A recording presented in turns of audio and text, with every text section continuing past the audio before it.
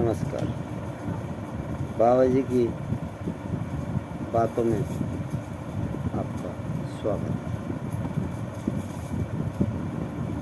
3 दिन मैंने कोई वीडियो नहीं डाली क्योंकि मेरा व्यापार काम ऐसा है कि मैं बिजी था। सच बताऊं तो आज ही बहुत बिजी हूँ, लेकिन शॉर्टकट में बात करते हैं, छोड़ो हटाओ। इसीलिए हो लिया भी ये है, समझ गए ना। कल दीपावली पूजन है। बहुत आपको पूजन के साधन बताए जाएंगे,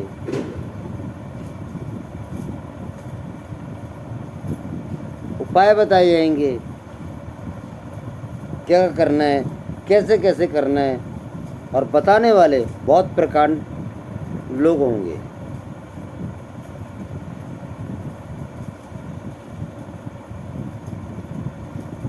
मेरी उम्र 60 पार है, यकीनन मैंने भी 59 दिवाली तो देख ली, 59।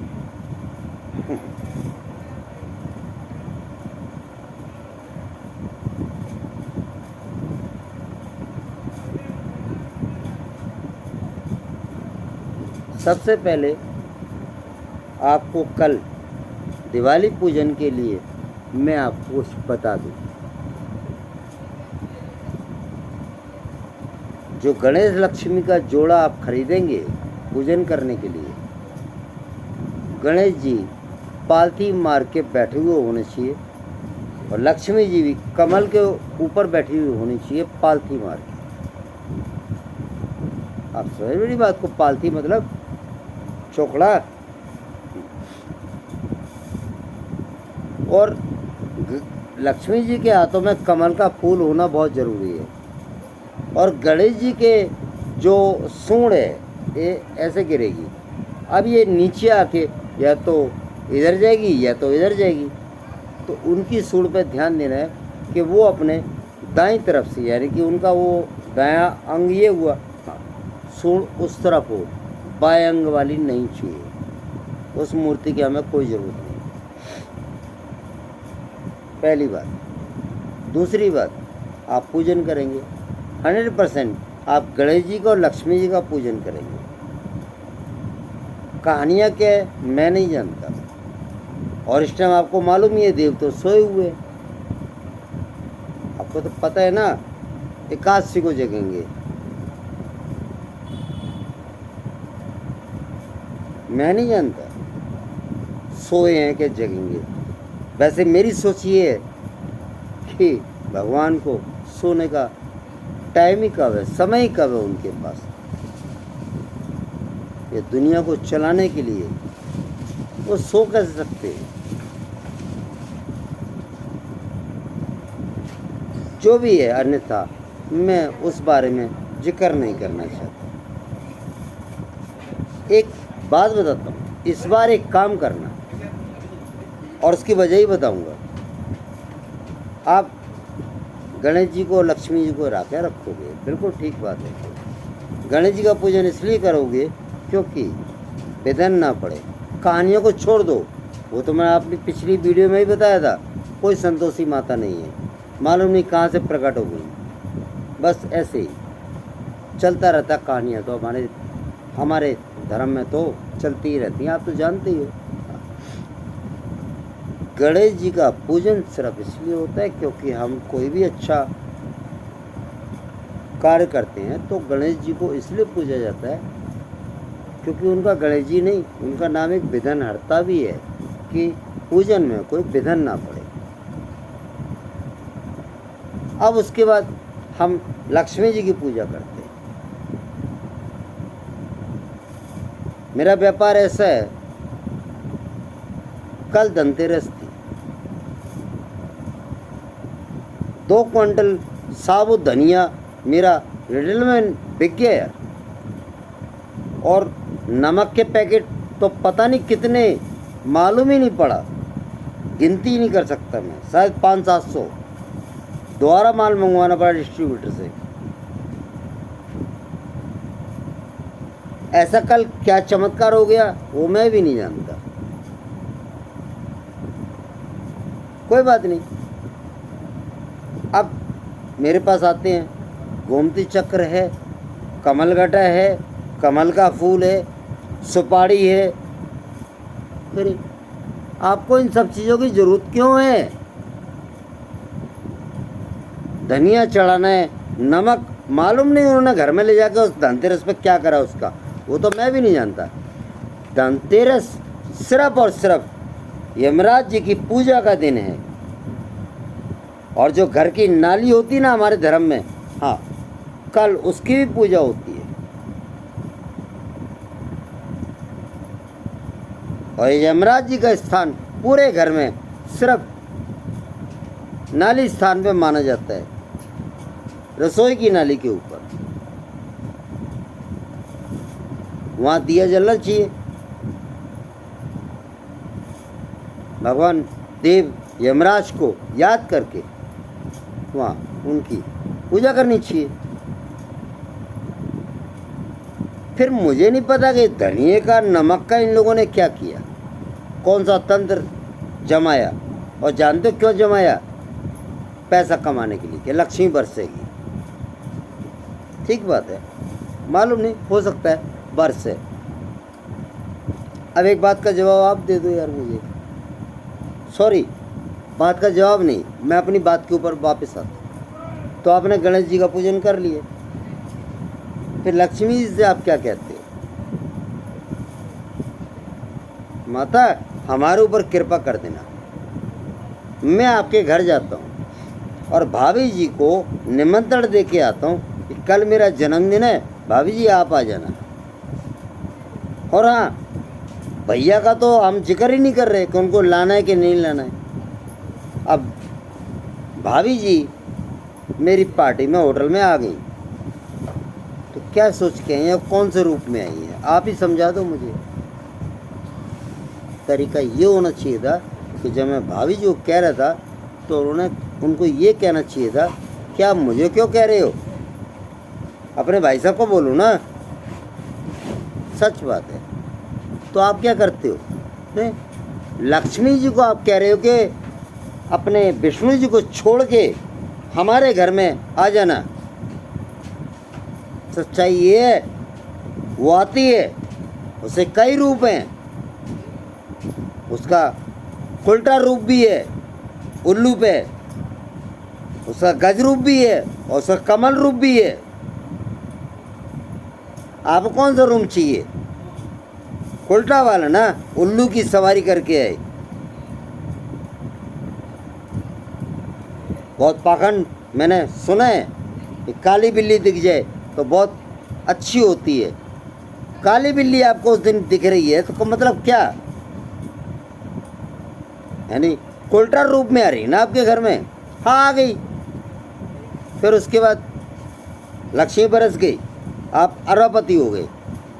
फिर रिजल्ट, लड़के का पता नहीं क्या कर रहा है, लड़की का पता नहीं क्या कर रहा है, बहू कहाँ जा रही है, कहाँ क्या कर रही है, घरवाली क्या कर रही है, और तुम कैंसर के ऑपरेशन के लिए लेटे हुए हो, शुगर हो चुकी है, अटैक 2 आ चुके हैं।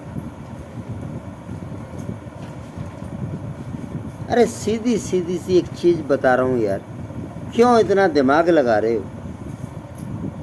अगर वो परमात्मा है, सच में है, तो उसको नहीं मालूम कि हम लोग उसको कुछ नहीं दे सकते? हम दे ही नहीं सकते, हमारी औकात ही क्या है? उसके सामने हमारी क्या औकात है? अरे तो सीधे सीधे भगवान विष्णु को, अरे चलो मैं जानता हूँ फ़ोटो भी मिलनी मुश्किल हो जाएगी, तो एक शुद्ध मिट्टी का डेला रख लो। मिट्टी से शुद्ध कोई चीज़ है ही नहीं इस पृथ्वी के ऊपर। मिट्टी का एक डेला रखो, गणेश जी का पूजन करो, उसके बाद मिट्टी के डेले को विष्णु जी मान के, नारायण जो हमारे पालनहार है, ब्रह्मा जी जो हमें जन्म देते हैं, विष्णु जी जो हमारे पालनहार है ज़िंदगी भर के, और भोलेनाथ, वो नाम उनका भोलेनाथ है लेकिन मौत वही देते हैं। तो विष्णु जी को, पालनहार को सीधा सीधा बोल दो ना कि प्रभु मैं जानता हूँ कि मैं पापी हूँ,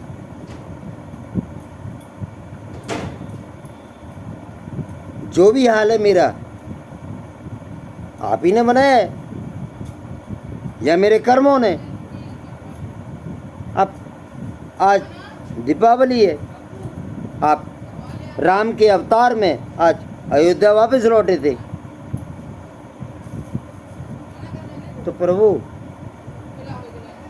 एक मिनट के लिए नहीं, एक पल के लिए नहीं, एक क्षण के लिए बोलना। बोले एक क्षण के लिए प्रभु सह परिवार मेरे ऊपर एक क्षण के लिए नजर मार लेना बस।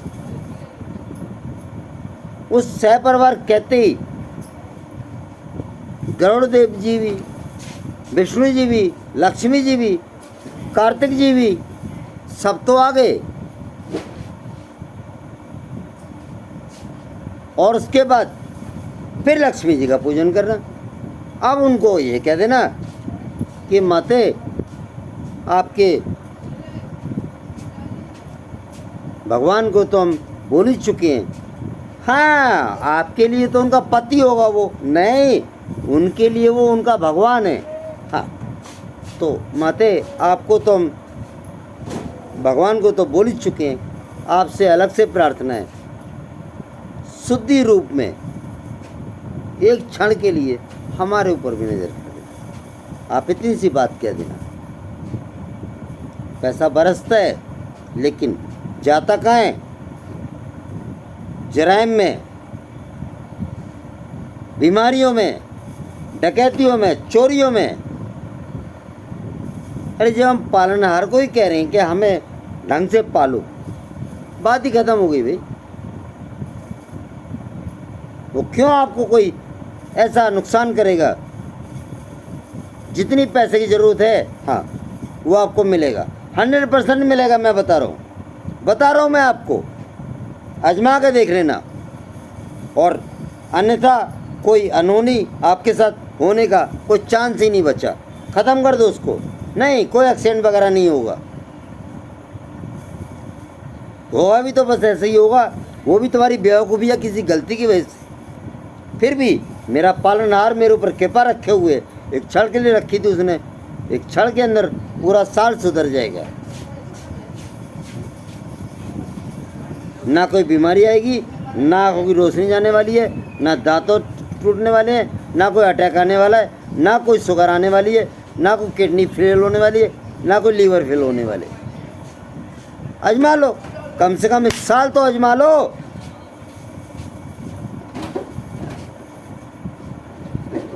मेरा देश महान। मैंने एक भी मूर्ति साबुत नहीं देखी, पूरा हिंदुस्तान घूमा हूं मैं। फिर आपके ग्रंथ साबुत कैसे बच गए? आपकी लाइब्रेरियाँ कैसे साबुत बच गई? और मैं तो सिर्फ आग लगानी थी। जब हमारी मूर्तियाँ साबुत नहीं बची, मैंने एलिफेंटाई गुफाएं देख ली, मैंने एलोरा की भी देख ली, मैंने अजंता की भी देख ली, दुनिया जान के पुराने मंदिर सब देख लिए, एक भी मूर्ति मुझे किसी मंदिर में साबुत नहीं दिखी। सबकी सब खंडित दिखी। और बता दूं बहुत कड़वी बात, खंडित नहीं, उनके ऊपर मूता भी गया और हगा भी गया। कौन सी दुनिया में जी रहे हो तुम?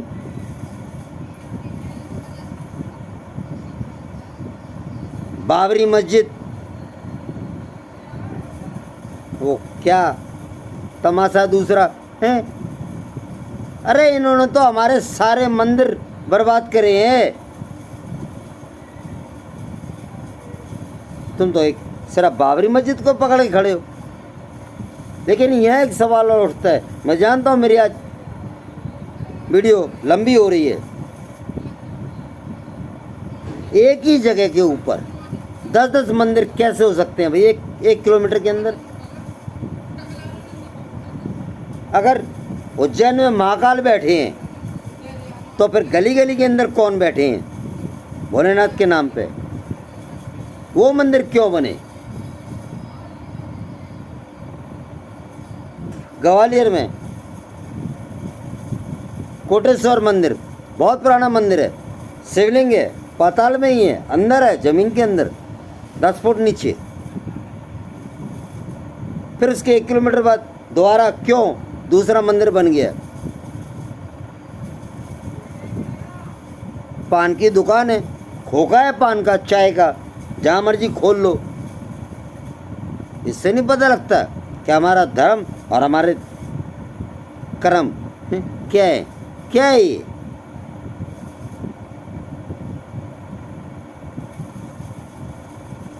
एक ही मोहल्ले में चले जाओ, 20 मंदिर दिखेंगे। ये हनुमान जी बैठे हैं, ये संतोषी माता बैठी है, ये माता बैठी है, ये भोलेनाथ बैठे, क्या है ये?